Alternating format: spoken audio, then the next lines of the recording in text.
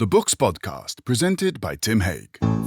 Welcome to the Books Podcast. I'm Tim Hague. If you haven't checked out our backlist of interviews, it's well worth a look. We've been delighted to welcome such writers as Salman Rushdie, Helen Lewis, Howard Jacobson. Oh, and by the way, we'll be talking to Howard again in a few weeks about his new novel, Howl.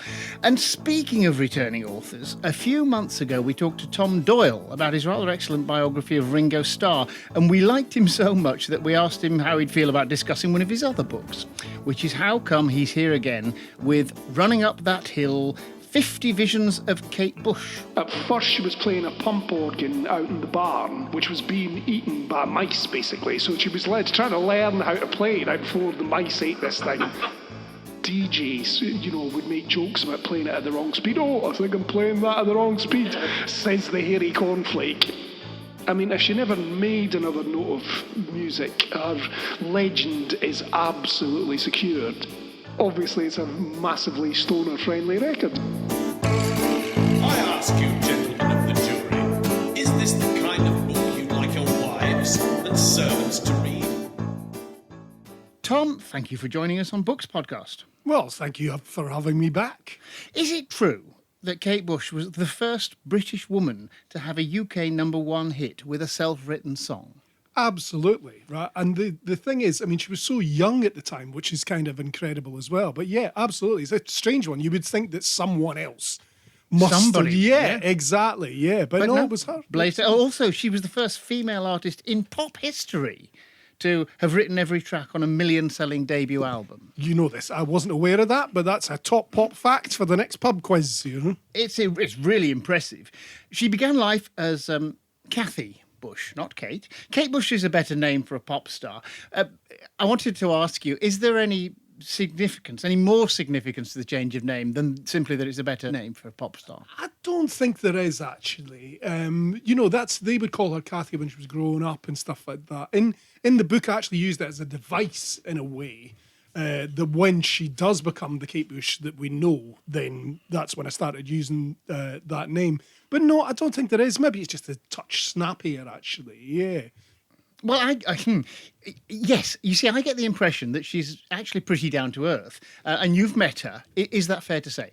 It's absolutely fair to say, actually. Yeah. I mean, it's one of those things that I suppose the essence of Kate Bush is the fact that she never wanted to be famous, which is fascinating, and it kind of it says a lot about her current attitude towards fame. It's kind of like an unwanted byproduct of really her storytelling, world building, and it's really interesting because, I mean, everybody imagines that everybody wants to be famous, and then here's somebody who becomes incredibly famous in Britain at the age of 18, 19, and she really doesn't want it, and so it kind of informs everything that goes after that. It does, doesn't it? Because it makes her very unconcerned about things that other people care about. She's never really made it big in America, and that bothers her not at all. No, and in fact, actually, when The Kick Inside came out, she was offered the support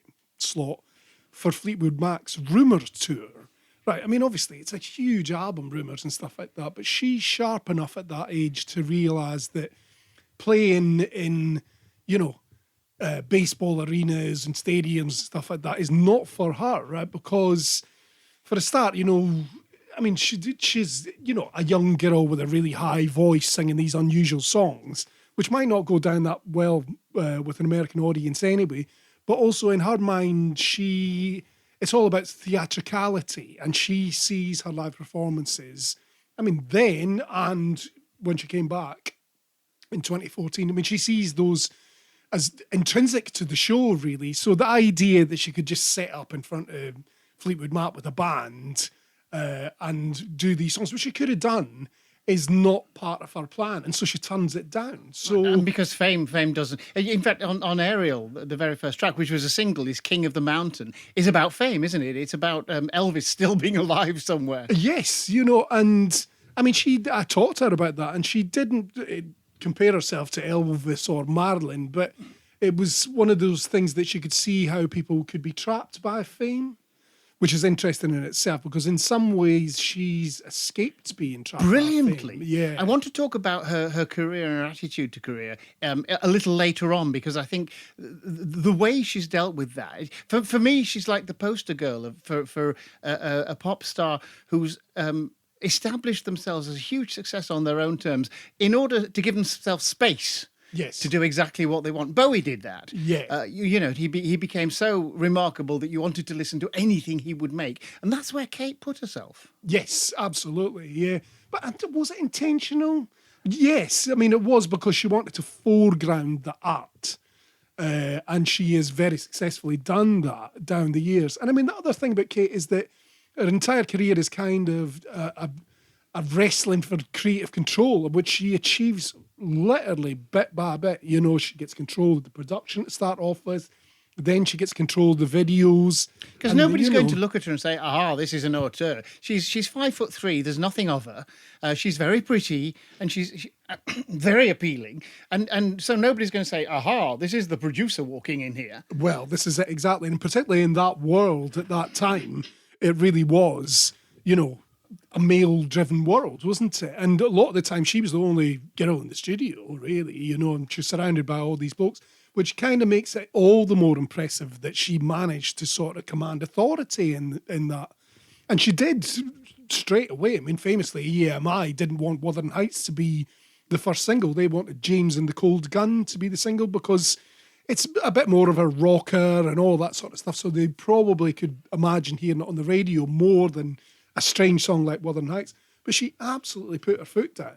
And it's interesting, there was one story that I put to her was that she'd been in the meeting about this with the EMI, A&R and MD and all this sort of stuff. And when they'd insisted that it wasn't to be the single, she'd apparently burst into tears. Now, she was furious about this, right? And said, I just wouldn't do that, you know, because also it just plays into that. The little girl thing. Yeah, exactly. Weak little girly, you know, she wants to be in control of her creativity, but it ain't going to happen, you know. But yeah, she was like, the idea that I would burst into tears, you know, just is, I mean, it's wrong, basically. You made a point of reflecting this in the book. You've got a lot of quotes from her, some things that she said to you directly, sometimes for other interview. You wanted to give her own voice in this book, didn't you? Because that's what Kate Bush is about. Absolutely. I mean, it was a 4-hour interview, and it was the longest interview she'd ever done, as she cheerfully noted to me, which meant that I could sort of, you know, build a portrait of her from different things, from incidences, from songs, you know, I mean, obviously the albums. And yeah, I could always sort of reach for a Kate quote from my interview, which meant it was great. I mean, it was easier to do. And that interview came, you did it just a few weeks before Ariel came out, which was, of course, I think we all remember the impact and the excitement of Ariel, which was the big double album in what year was it? 2005. Yeah. So because it was 12 years since the previous album, The Red Shoes. Yes. And people thought, has she finished? Is she retired? She wasn't retired. She just goes very slowly, doesn't she? Yes. Well, a bit like now. You know, there's more than 12 years actually since her last studio record. So yes, I mean, that's absolutely it. I mean, at that point, she'd become a mother as well. She'd moved house, built studio. Yeah, no, but people do those things while having to go to work. Of course, what Kate Bush has done is put herself in a position where she can choose to do whatever she likes. Yeah, or maybe nothing. And sometimes nothing is what you want to exactly. do. Or just bring up the kid. You know, when Bertie, her little boy, was little, she was busy for a couple of years just changing nappies. Yes, absolutely. Yeah. And that's kind of reflected in Ariel as well. There's a lot of washing going on, you know. There's a song about the washing machine on Ariel. Exactly. Yeah. Which the first time I heard it struck me as being a bit odd. But you get used to it. You sort of accept it because there's always a lot more going on. I want to talk about her songwriting as well. But before we do, I want to talk about her image, because while we've said she's very down to earth, and I think that's true, she sort of she has an elusive quality, and people have always wanted to build an image for her, and she's played up to that. Because she's brilliant with image. when we first saw the videos for Wuthering Heights or Babushka or any of those things, she's clearly playing a part. She's playing up to an image. Oh, and you mentioned James and the Cold Gun. The EMI, the record company, wanted to put out a picture sleeve emphasising her cleavage, and she's not a sex kitten. Yeah. But they wanted to portray her that way. Well, that's kind of how women were sold, for want of a better words, right, in the 70s and beyond, really. I mean, still these days. Yeah, that Jared Mankiewicz photograph, where she's in a leotard and looking a tad busty, and it ended up on buses and stuff like that. I think, I mean, her family hated it, because for exactly that reason. I mean, one of the things that's interesting about her is that she's almost not selling herself really ever, right? So with Wuthering Heights, she is a character, right? She is Kathy in that one. Babushka, she's the character from that song, so... And that's quite a rock. I mean, she's more or less having sex with a cello in that video. It plays up, but there's a sort of a playful quality. She's never... You don't think she ever means it. She's got this sort of grounded quality, and part of that comes from her family. You mentioned her family. It was clearly a happy family growing up situation for her. It was supportive. Where does she come from? So, I mean, she grew up in this place called East Wickham Farm, right? And which is in South London, or, historically it was in Kent, actually. But, I mean, it really was, because there's grounds around this farm and stuff like that, it was kind of half a world away from the metropolis or whatever. And her family, her father was a GP, her mum was a nurse. Her brothers are really interested in the story, because her eldest brother, John, is a poet and photographer. And he took photographs of her, which famously were collected in this book called Kathy. And they're really quite amazing pictures because, it's sort of partly like the Arthur Rackham, Peter Pan illustrations and stuff like that, but it's partly like the Incredible String Band, and her brother Paddy was a real folkhead who played all these unusual instruments and then went on to play a lot of unusual instruments on her records and stuff as well. So it was this very nurturing, if unusual, sort of bohemian upbringing that really... hothoused her in the arts in a way, rather than in a formal, regular education or whatever. So, I mean, she's writing songs, from the age of about 9 or 10, but she's really serious about it by the time that she's about 13 or 14. And by the time she's 15, she has hundreds of songs. I mean, she would come home from school and then at first she was playing a pump organ out in the barn, which was being eaten by mice, basically. So she was trying to learn how to play right before the mice ate this thing. And then, exactly, this is the race against time. And then she moves to the piano in the house. And I mean, but she never had any instruction in piano. She's a very good pianist, a very unusual pianist. Absolutely. But never any lessons or anything. No, none of that. Yeah. I mean, it's really self-taught. And I suppose like a lot of people like listening to records and sort of learning from that. I mean, the two big lights in her early years are Elton John, who she absolutely adores. Fair enough. And you can hear that sometimes in her piano playing, and David Bowie, right? So, and that's when, she was at the Hammersmith Odeon gig when he retired Ziggy Stardust. In a way, we all were because we've seen the film. Yes, she was actually at that gig. She was actually there as a teenager. Some people just get into the right place at the right time. And then 6 years later, she's up on the stage. Yeah. So I mean, you think about that, it's only 6 years, right? And between that. And yeah, she said to me that he seemed to be crying when he retired Ziggy. There were tears in his eyes, and she said we were all crying too. So I mean, that must have left an impression. Woody Woodmansey was in despair. Yeah, exactly. Well, everybody and has been ever since. Yes, but everybody thought that Bowie was retiring. I mean, they thought that was the end of it. I mean, but I think again the theatricality of that moment and the show as well. Must have struck a chord in her in a big way, I would say. Well, As an interesting thing, you were saying that she had to struggle for control, which she did, and she had to really work for that. She never had to struggle to get noticed. That family support, and then there's a David Gilmour connection. In a way, it was all unbelievably smooth in the sense of being wafted into the business. Yeah, but then actually, Gilmore said one thing to me which was interesting because the timeline is always that she was signed. I mean, basically, Gilmore discovered her through a friend of her brother, and then came round to the house and recorded some of her songs, on lots of her songs, I think. Of his own initiative. Nobody asked exactly, him to. That's it, exactly, right? But he said to me well, she was a young girl with a rather squeaky voice, and I didn't know that EMI would, which was Pink Floyd's label, would understand it or get it.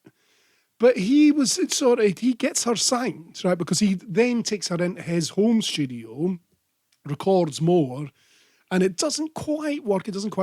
And then the big moment is that he actually puts his hand in his pocket and funds this session at Air Studios in London, back when it was in Oxford Circus.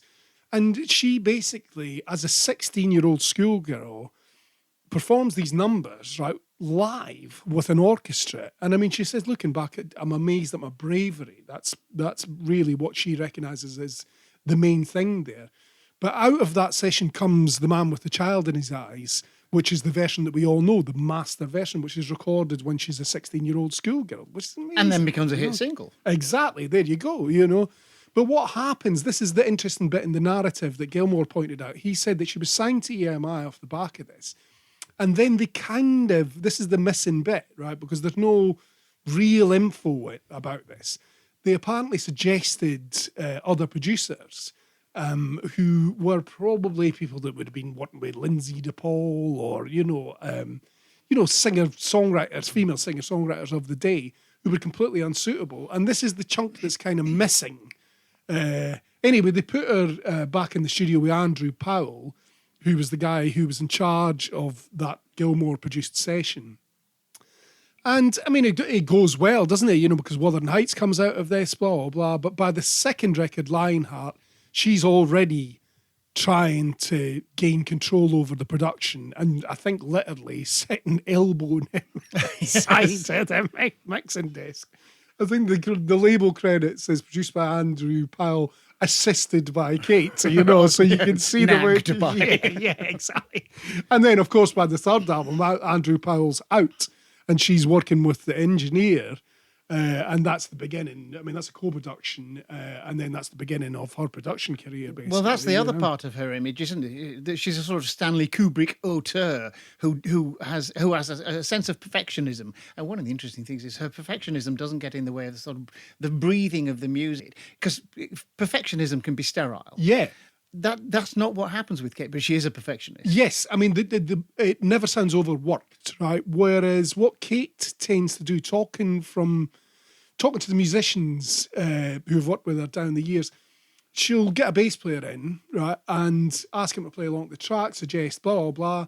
What she's actually looking for is some sort of emotional connection to the track. And she might try 5 or 6 different bassists on a particular... Yeah. I think I counted on Ariel, there are 4 different bassists. There you go. Because she wants something different for the track, well, that's right for the track. It's an emotional connection which sometimes is completely intangible, right? And even to her, right, until she hears it. And She's always right, though. She's always right. She's always right, yeah, totally. I mean, a bit strange sometimes, Eberhard Weber, she got him over, right? And he keeps playing that it's the fretless bass that he plays. Yes, so he's ECM sort of jazz. Fantastic. Amazing, right? Yeah. And she ends up asking him to whistle. Just on a whim. She's laughing when she told me this. She was like, I've got this premier bass player. She said, I wondered what it would be like to hear him whistling on the track. I mean, brilliant, right? Brilliant. And I'm not sure if his whistling ever made any, but yeah, I'll have to check the credits again. I wanted to talk about the career, I think I said earlier on, because, it's very unorthodox. She starts off to get some experience, she gets a band behind her, basically her brother's mates, who come and they play pubs. And you think Kate Bush in a pub, it's a bizarre thought. But of course, you've got to get your chops from somewhere. So they play a series of quite successful gigs in pubs and things. She then makes a kick inside. She makes the next Lionheart is the next album, and then she does a tour like a regular pop star. Yeah. One tour. And that's it. She never tours again. Yeah. Okay, what's going on there? Well, I mean, when I asked her about it, she basically said it completely exhausted her. Because it was, it was not just a normal gig where she got up there and banged out 20 tracks or whatever. I mean, there was multiple costume changes. I mean, very theatrical. Wasn't it? Being a perfectionist, I mean, I think she absolutely threw herself into it. And she said that the idea, though, was, because people felt after that she didn't enjoy touring because she didn't do it for so long or whatever. But she said that the plan was to make 2 more albums and then tour that. But she didn't do that. No, she didn't do that because the 4th album was The Dreaming, which was, that was really a magnum opus at the time. There were more to I think come. you said in the book it's your favourite of her albums. It is because... it's a bit weird, isn't it? It's a bonkers record, actually. But, I mean, you can see that she's pushing at the boundaries in a big way. I mean, the drum sound is massively informed by John Lydon's Public Image Limited, right? I mean, this is not the sort of thing that we associate with Kate Bush, really. But she got to that place, and it was such a hard record for her to make and an expensive record for her to make as well, because it involved going around lots of different studios in London at a time when recording studios were at least £1,000 a day. So she was and it didn't sell that. I mean, again from the book, sold like 60,000 copies on its first time out. It cannot have paid for it. It cannot have paid for its recording. Absolutely not, But she certainly recouped later, But I think, it was one of those things that I think she was in a very different place by the end of The Dreaming, which would have been a hard album to reproduce live. She would have needed a fair band. A lot of drumming on that record. It is my favourite of hers because it really pushes things. And, I mean, If Never Forever was the first album where she sounded like the Kate Bush that we know. The Dreaming was the first one where that sort of Stanley Kubrick thing really started to come into focus. It's a very visual record. Something like Pull Out the Pin, set in Vietnam. And you can actually, if you sit in front of the speakers, right, it's like you're airlifted into Vietnam, which was entirely her intention. So very successful creatively. Commercially, I mean, it went in at number 3, but, there weren't any big singles off it. And she's slightly pugnaciously, you've quoted her saying, number 3 going in, but that's a hit album. Yeah. What do I have to worry about? But of course, you do if you're not covering your costs. Well, this is it. Yeah, so it wouldn't have recouped, but she made up for it later, because the whole idea, her experience with that. And remember, she was only in her early 20s at this point, which is incredible. So, she sort of retreats and rethinks after this, and actually pretty much goes back to that barn where she, was learning how to play the pump organ that was being eaten by mice. And also builds her own studio. This is what it is. This right? is the thing, isn't it? Because you can then spend years. Yes, absolutely, right. So, if you're spending £1,000 a day in a recording studio, why not spend that money buying the equipment, which you then have theoretically forever? And that's the end of the clock watching. And so she spends 2-3 years making Hounds of Love, which not only has it got that Kubrick thing going on, the O-Tour thing, it's also stuffed full of hits. So it works in lots of ways. Was it four hits? Yeah, 4 hit records on it. Yeah. All on the first side, actually. Well, but the first side sounds like a greatest hits album, doesn't it? It wasn't, but it sounds like it. Well, totally. Every track is a banger. Yeah. So, and I did push her a little bit on that. It's just like, were you trying to be more commercial, right? And she was like, commercial's not the right word. And, what is the right word? And was searched for the right word. And I think hooky and accessible, they were kind of acceptable words to her, to what she was thinking. Yeah, yes. So she wanted, anybody wants to have a success. If you've put out a work of art. Oh, yeah. And And there's no shame in making a record that's going to sell hugely. And Hounds of Love, of her albums, is that the biggest seller? It is, yeah, absolutely, yeah. I mean, maybe the greatest hits nudges it actually, but that doesn't count. Greatest hits, they don't count. They don't count. Tom. But I mean, obviously, I remember a lot of this because I was growing up when a lot of this was happening, and so I would have been 18 when Hounds of Love came out. It was a big. I mean, I was a major stoner at that time, So yeah. And Ixnay on the onus day. Yeah. So obviously it's a massively stoner friendly record, So I mean, is it? I didn't know that. Yeah. You talking? Like, yeah. I did not know that, Tom. I like it anyway. He said primly. So, in terms of these career moves, and you can just pick the odd one out. She turned down doing the title song for the James Bond film Moonraker. Yes. You wouldn't find Sheena Easton or Sam Smith turning one of these down. No. But Kate Bush does. Yeah. They had to get Shirley Bassey back for that one, I think, didn't they? Yes, they did. The old faithful. Yeah, exactly. She's in reception, Shirley. Get her back in, Sorry, Shirley, that's not fair, Oh, Shirley Bassey was fab and just right for James Bond. I'm a massive Shirley Bassey fan, yes. But there you are. So Kate Bush is not touring America. She's not doing a second tour. She eventually, many years later, I can't remember what date it was, but decades later, does do a series of concerts. Yes. And you went to it. Yes, I was there. Yeah. Tom Doyle, what was it like? It was brilliant, actually. I mean, I didn't go to the first night. I went to the second night. So already I'd read some of the reviews, so the shock of the new was gone a little. But actually, it wasn't, right? Because even the reviews couldn't quite describe what was going on in that show. And so I took copious notes because I was reviewing it as well. As I would say in the book, I'd come out of the tube station, right, with a pre-rolled spliff, looking to enjoy myself that evening when I got a text from Q magazine saying, "Do you fancy doing a 4-page review?" And I thought, what do I do? Do I leave this doobie unlit? And no, I didn't. I did both, So it was kind of interesting because I could kind of, I didn't have to sort of relay all the banner headlines, I didn't have to do that. I could dig a little bit deeper, I suppose. It was an absolutely amazing. I mean, I devote a whole chapter to the show in the book, not just to what went on stage, but the preparation for it and the aftermath as well. Because when I interviewed her in 2005, I mean, it just absolutely looked like she would never return to the stage, So, because but at that point, it had been 26 years, right? So, I mean, it just looked like it was never going to happen. But she has such a talent for it. I know. Such a theatrical vision. Yes, yeah.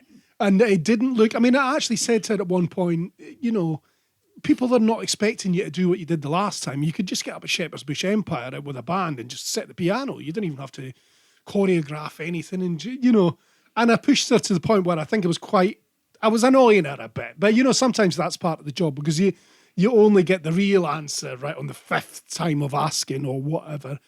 And she said, "Oh well, maybe I will one of these days. Maybe I'll surprise everyone and just get out there." Well, she did. This story's been told on Books Podcast before, but I've got a cousin who was trying to get tickets, and of course the tickets sold out in 3 minutes flat.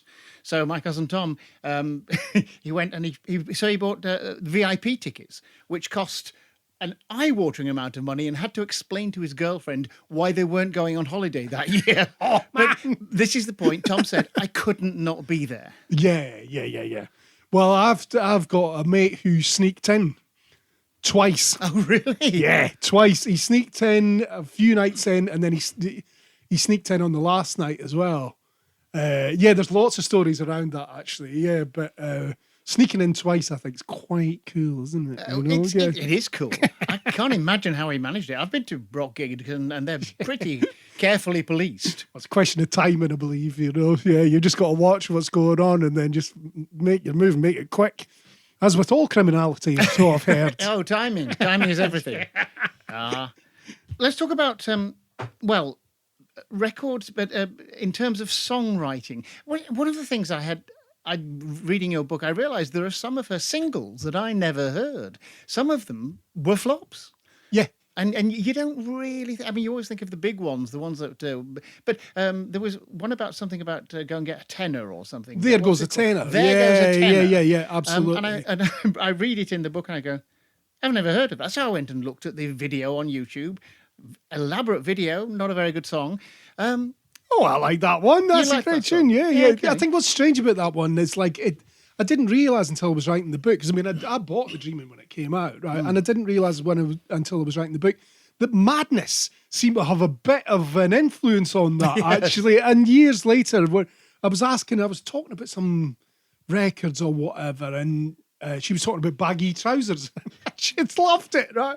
And I suddenly saw the connection between There Goes the Tenor and baggy trousers. So there you go. Well, she likes to tell a story. Yes. One of the things that comes through, I think, because you ask her about her songs in the interview, and she talks about her songs, and she'll discuss what they mean. It's quite clear, though, that while she knows what she's writing about when she's right, she only finds out what they really mean afterwards. People always want her to explain and say, is what we're getting at in this, and she's happy enough to talk to you about what they mean, but it's clearly. She's clearly reaching in as much as you would be to find the meaning, even though you start off with an idea and you say, I'm going to write about this, and then it turns out to be about something slightly different or many things. Absolutely, yeah. I mean, on Ariel, the song A Coral Room, which is obviously Which you think is the best track on the album. Yeah, I mean, it's a beautiful track, and it was recorded in one take as well, which is, when you listen to it again, right, that's the stunning how thing. do you do 12 years and record things in one take? I know, well, that's what's brilliant though, isn't it? It's like Japanese calligraphers, they mix the ink for months or whatever, and then, the nice stroke. analogy. Yeah. Yes, very good. It is a bit like that, actually. And that song, obviously, I said, is it about the sort of flooding of England or whatever? And she didn't see it that way. But then she said, well, of course, it could be that, and blah, blah, blah. But it's basically, it's a reaction to her mother's death as well. And it's about time and the passing of time. So it's about many things. But I think what was interesting, particularly with Ariel, I was the first person to have interviewed her about the record. Mm-hmm. And as I said before, it was a 4-hour interview. And I just spent the first hour talking about the records, which, artists love this, right? Because normally if you get an hour with somebody, you'll talk to them about the new record for 15 minutes, and then you're talking to them about their career or whatever. So to spend a whole hour talking about a record, double album, obviously, I think she enjoyed it, actually, because... you wouldn't call it therapy, but it kind of is in a way, isn't it? It's like creative therapy. It's like, what have you created and why did you create this? And a lot of the time it's the first time that they're thinking about this and they're riffing on it. And sometimes artists... And also seeing it through your eyes or hearing it through your ears. Well, this is it. Because exactly, that's the different thing, if you're going to sort of make a record and then you play it thinking somebody's going to listen to it, there's a different experience. Oh, absolutely. And sometimes when you sit with an artist and they're playing you their music, you can... it can be excruciating that, especially if it's a bad record, Because what are you going to say? At the end of every track, you just go, great. Are any of Kate Bush's records bad? Well, I would say, this is just personally, I would say about half of our last record, 50 Words for Snow, I'm not really into, actually. Having said that, the other half of it is just brilliant, right? And, and takes her back in some ways, back to her old routines of just piano and vocal and stuff. Those are my favourite tracks on there. Or I love Wild Man and stuff like that. But yeah, the Elton John duet is not like, that's skippable for me. But no, she's never made a terrible, terrible record. Not like, Neil Young or Bob Dylan. Yeah, okay. They've made quite a few terrible records, actually. No, because if you think about it, there's so few albums, actually, that there's not a lot of room made for manoeuvre. 10 studio albums. Exactly, Isn't it? That's not a lot for a long career. Yeah.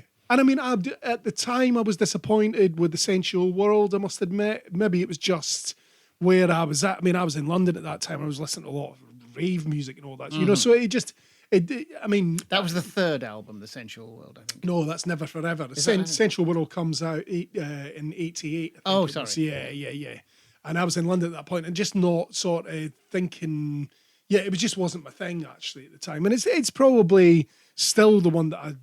You know, yet again, it's a bit like 50 Words for Snow. There's probably half of it. But that's just me personally, my personal taste. I mean, a lot of people love The Sensual World and a lot of people love 50 Words for Snow. A lot of people don't think she's ever made a bad record, you know. She would tell you she has, you know, she would. She'd be hypercritical of herself. Absolutely, yeah. Okay, well, running up that hill, Stranger Things, Donald Sutherland, Tom, talk to me. Well, there's a lot in that, actually, yeah. So, I mean, Donald Sutherland is in the video for Cloudbusting. That's right. And the thing that's interesting about that is that she... Basically, right, so this is the point at which... These are tracks on Hounds of Love, I should say. These are tracks on Hounds of Love, right? And Cloudbusting, she makes... The sort of slightly longer form video was very much in vogue at that point. I suppose Michael Jackson's Thriller kicked this off. So the video for Cloudbusting is basically... I mean, Donna Sutherland plays Willem Reich, right? And she plays Willem Reich's son, Peter. Donna Sutherland doesn't want to have anything to do with this at first, right? Which is it really shows Kate's tenacity, right? Because he turns it down, too busy, blah, blah. She finds out, right, through a mutual hairdresser friend that Donald Sutherland is in the Savoy. And she finds out which room he's in, Kate. And she just goes and knocks on his door, right? And just absolutely convinces him, right, that he's got to do this, right? And he's obviously brilliant in this thing, and it becomes a really famous video. It becomes really a little short film. It's about 7 minutes or something. Yeah. It's longer than the record. Yeah, well, they had to recut the track at one point, actually, right, to make it fit. That was it. Yeah, exactly. Yeah, and so he plays Wilhelm Reich, the nutcase psychotherapist, who's a real historical person. Actually, that brings me on to something I wanted to ask. Wait a minute, how could you tell that he couldn't control the rain? You know, maybe, or indeed that he didn't have some insight into sexual orgone energy that you could get in a box. No, he was bonkers. Kate Bush, though, is making a sympathetic film about him, and she's got a song about Lily, her friend, who's a bit spacey. Is there anything a bit flaky about Kate Bush? Does she actually believe these things, or is it just like her image? Is it just a part she can play and imagery that she can use to create art? Oh, no, it's absolutely the opposite. In some ways, actually, I would say that this is a part of her that she tries to keep hidden, even though she explores it in her music.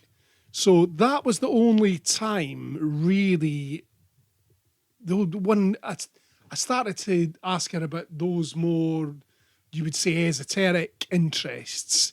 That's when she turned a bit coy, because she really, really doesn't want to be portrayed as some mad woman, right, who believes in all this stuff. She doesn't want people like me calling her flaky. Yeah, well, that's fair enough. But that's all right, you know, because that's all right you saying that, because that's how people can perceive that thing. It's like, oh, is she just being kooky and just trying on these things? But no, I think actually it's completely the opposite, as I say, that it's something that she's really interested in.